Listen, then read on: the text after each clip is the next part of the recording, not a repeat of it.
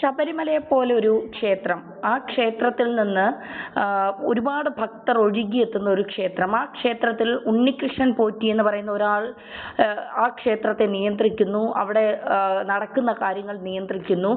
അവിടുത്തെ സ്വർണ്ണപ്പാളികൾ ഒരു നടന്റെ വീട്ടിൽ കൊണ്ടുപോയി വെച്ച് പൂജ നടത്തുന്നു. അതിനുശേഷം ആരോടും ചോദിക്കാതെയാണ് ഈ സ്വർണ്ണപ്പാളികൾ കൊണ്ടുപോകുന്നതും ഇതിന്റെ കാര്യങ്ങളൊക്കെ ചെയ്യുന്നതും.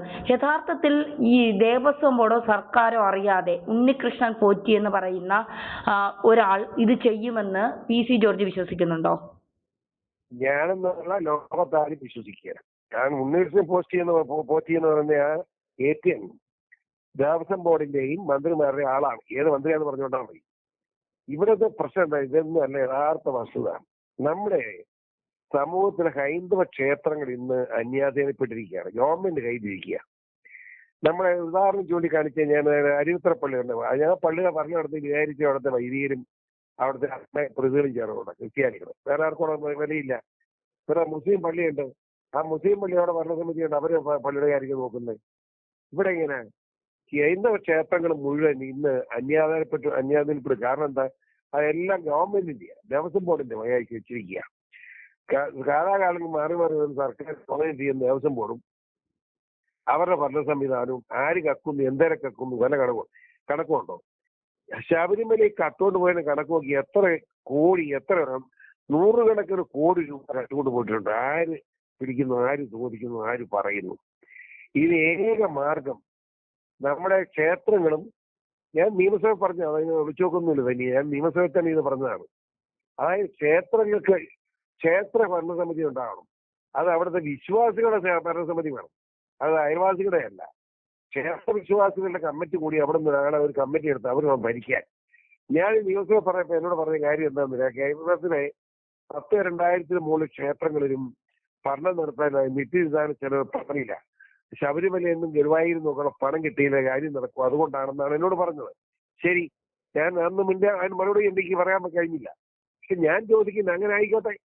ഈ ക്ഷേത്രങ്ങൾ ഭരണ സംവിധാനത്തിലുള്ള ബുദ്ധിമുട്ടുകൾ എന്താണെന്ന് മനസ്സിലാക്കി അവരെ സഹായിക്കാൻ വേണ്ടി ഇവിടുത്തെ ശബരിമല ക്ഷേത്രത്തിലെയോ ഗുരുവായൂർ ക്ഷേത്രത്തിലെയോ, അവിടെ ഗുരുവായൂർ ദേവസ്വം ബോർഡ്, അവിടുത്തെ സ്വന്തം ദേവസ്വം ബോർഡ്, ഞാൻ അവിടെ പോയിട്ടുള്ള പെൻഷൻ കമ്മിറ്റി ചെയർമാൻ എന്ന രീതിയിൽ. അതുകൊണ്ടാണ് പറയുന്നത് ഇത് ശരിയായ പോക്കല്ല. ഞാൻ തിരുവനന്തപുരത്ത് ഒരു ഹൈന്ദവ സമ്മേളനത്തിൽ പ്രസംഗിച്ചത്, ഹൈന്ദവ ക്ഷേത്രം ഹൈന്ദവരുടേതാണ്, അതാണ് അതിന്റെ ശരി എന്ന് പറഞ്ഞതിന് വേറെ കുഴപ്പമൊന്നും ഉണ്ടായില്ല. ഇപ്പോഴും ഞാൻ ആ കേസിന് കോടതി കൂടെ നടന്നുകൊണ്ടിരിക്കുക. ഞാൻ ഹിന്ദു വർഗീയത വർദ്ധിപ്പിച്ചു, ഉണ്ടാക്കാൻ ശ്രമിച്ചു എന്ന് എന്റെ പേരും പിണറായി കേസെടുപ്പിച്ചു. ആ കേസ് ഇപ്പോഴും നടന്നുകൊണ്ടിരിക്കുക. അത് ഇങ്ങനെ തുടങ്ങി എന്ത് ചെയ്യും? ഏത് കേസ് വന്നാലും ഞാൻ എന്റെ കാര്യം പറയും. ഇപ്പോഴും ഞാനത് ഉറച്ചു നിൽക്കുകയാണ്. ഹൈന്ദവ ക്ഷേത്രങ്ങൾ ഹൈന്ദവ മതവിശ്വാസികളുടെ കൈകളിൽ ഏൽപ്പിച്ചു കൊടുക്കുന്ന കാലം ഉണ്ടായേ മതിയാകൂ.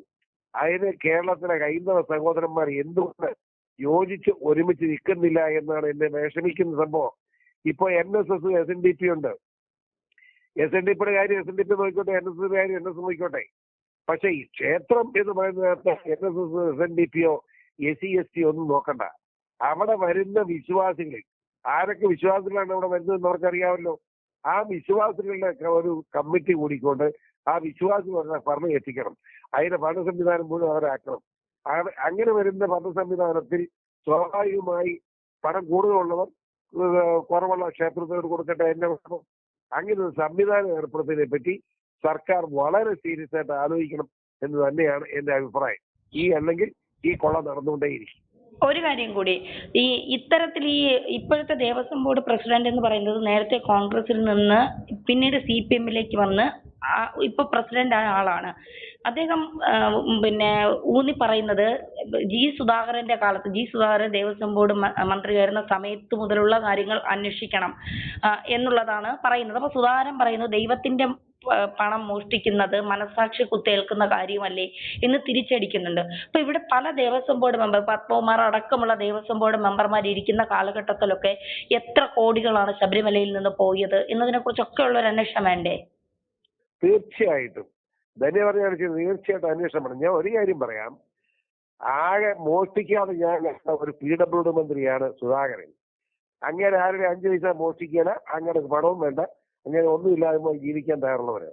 അങ്ങേരുടെ കാലത്ത് പോലും ദേവസ്വം ബോർഡ് നന്നാക്കാൻ കഴിഞ്ഞില്ല. കാരണം ഇവിടുത്തെ ഭരണ സംവിധാനം ദേവസ്വം ബോർഡിന്റെ ഭരണകക്ഷി ഭരണ സംവിധാനത്തെ എങ്ങനെ മാറ്റാൻ കഴിയും? കോൺഗ്രസ് നിന്ന് കാര്യം വാരി കമ്മ്യൂണിസ്റ്റ് പാർട്ടി ചെന്ന് കോൺഗ്രസ് കട്ടുപിടിച്ച് കമ്മ്യൂണിസ്റ്റ് പാർട്ടിക്ക് ആക്കാൻ ചെന്നിരിക്കുക. കമ്മ്യൂണിസ്റ്റ് പാർട്ടിക്കല്ലേ ആക്കാൻ ഇപ്പൊ ഏറ്റവും എളുപ്പം. എല്ലാ മോഷ്ടാക്കൾക്ക് എല്ലാവർക്കും സഹായം ചെയ്തു കൊടുക്കുന്ന സംവിധാനമായിട്ട് പിണറായി സഖാവ് ഇങ്ങനെ അങ്ങ് പോവല്ലേ? അങ്ങ് പോകട്ടെ. ഇത് നേരിടാൻ വിശ്വാസികൾ തയ്യാറാകണം എന്നാണ് തന്നെയാണ് എന്റെ അഭിപ്രായം. BJP ഇതിനെ എങ്ങനെ നേരിടാനാണ് ഒരുങ്ങുന്നത്?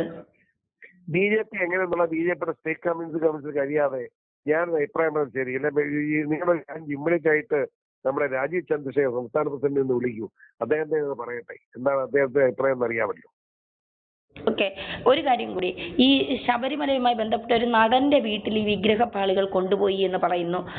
നടൻ പറയുന്നു, എനിക്ക് അതിനെക്കുറിച്ച് വിഗ്രഹം കൊണ്ടുവന്നിട്ടുണ്ട്, വിഗ്രഹപ്പാളികൾ കൊണ്ടുവന്നിട്ടുണ്ട്, പക്ഷെ ഞാനത് വലിയ ഗൗരവത്തിൽ എടുത്തില്ല എന്നുള്ളത്. അക്കാര്യത്തെക്കുറിച്ച് എന്താണ് തോന്നുന്നത്? ഒരു നടന്റെ വീട്ടിൽ എന്താണ് നടന്റെ പ്രസക്തി? ഇപ്പൊ സിനിമാ നടന്മാരാണെങ്കിൽ ഞാൻ നടന്റെ പേര് പറയുന്നില്ല. ഞാൻ പറയും മമ്മൂട്ടിയുണ്ട്, മോഹൻലാലുണ്ട്, വേറെ എത്ര നടന്മാരുണ്ട്. അവരുടെ ഒന്നും വീട്ടിൽ കൊണ്ടുപോയി ഈ നടന്റെ വീട്ടിൽ മാത്രം കൊണ്ടുപോയി എന്തിന്? അതിനകത്ത് എന്തോ കള്ളത്തരം ഉണ്ടല്ലോ.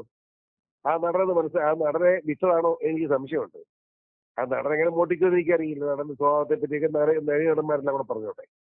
എന്റെ അഭിപ്രായത്തിൽ ആ നടന്റെ വീട്ടിൽ കൊണ്ടുപോയ സ്വർണ്ണ അത് കൊണ്ടുപോയി ഒളിപ്പിക്കാൻ ശ്രമിച്ചു എന്നാണ് എനിക്ക് തോന്നുന്നത്.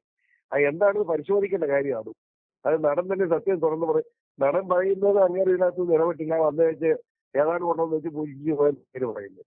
അങ്ങനെ എന്റെ വീട്ടിൽ പൊരുത്തം കൊണ്ടുവന്ന് ഞാൻ സമ്മതിക്കുമോ? അതാ നടൻ തുറന്നു പറയേണ്ട കാര്യമാണ്. ഏതായാലും അത് ദുരൂഹതയുണ്ട ഒരു കാര്യമാണെന്ന് നേരത്തെ സംശയമൊന്നുമില്ല. ഒരു കാര്യം കൂടി, ഈ വിജിലൻസ് ആണ് ഇതിൽ അന്വേഷണം നടത്തുന്നത്. ഇപ്പോ പിണറായിയുടെ വിജിലൻസ് അല്ലെങ്കിൽ പിണറായിയുടെ പോലീസ് ഇത് അന്വേഷണം നടത്തിയാൽ ഇതിൽ എത്രത്തോളം സത്യം കണ്ടെത്താൻ സാധിക്കും? ഞാൻ ഒരു വിജിലൻസ് ഡിപ്പാർട്ട്മെന്റ് ഒന്നും മോശമാക്കാനും പറയുന്നത് ഉദ്ദേശിക്കുകയില്ല. കേരളത്തിലെ പോലീസ് എന്ന് പറഞ്ഞാൽ ലോകത്തിലുള്ള സ്കോട്ട്ലൻഡ് യാർഡ് പോലീസിനേക്കാൾ വൃത്തിയും വിവരം കഴിവുള്ളവന്മാർ തന്നെയാണ്. പക്ഷേ പിണറായിയുടെ നേതൃത്വത്തിൽ ഒരു ആഭ്യന്തര വകുപ്പ് ഇരിക്കുമ്പോൾ വിജിലൻസിന്റെ അന്വേഷണം എങ്ങനെയാകും എന്നെനിക്ക് സംശയമുണ്ട്. ഇല്ലെങ്കിൽ കേരളത്തിലെ വിജിലൻസ് ഡിപ്പാർട്ട്മെന്റിനെ പറ്റി ഒന്നും മോശം പറയാൻ ഞാനില്ല. അത്ര കഴിവുള്ള മിടുക്കന്മാരായ പോലീസ് ഉദ്യോഗസ്ഥന്മാരാണ്. തെളിവെടുക്കാൻ സ്കോട്ട്ലൻഡ് യാർഡ് പോലീസാണല്ലോ ഏറ്റവും അവരെയൊക്കെ മിടുക്കനാണ് തെളിയിച്ചിട്ടുള്ളവരാണ് ഇവരെ. പക്ഷേ ഭരണ സംവിധാനത്തിന്റെ അടിസ്ഥാനത്തിൽ അവർക്ക് എന്ത് ചെയ്യാൻ പറ്റും? അവർക്കൊന്നും ചെയ്യാൻ കഴിയില്ല. അങ്ങനെ ഒരു കുഴപ്പം ഇതിനകത്തുണ്ട്. ഇല്ലെങ്കിൽ വിജിലൻസിനെ ഒന്നും കുറ്റപ്പെടുത്താൻ ഞാൻ ആഗ്രഹിക്കുന്നില്ല.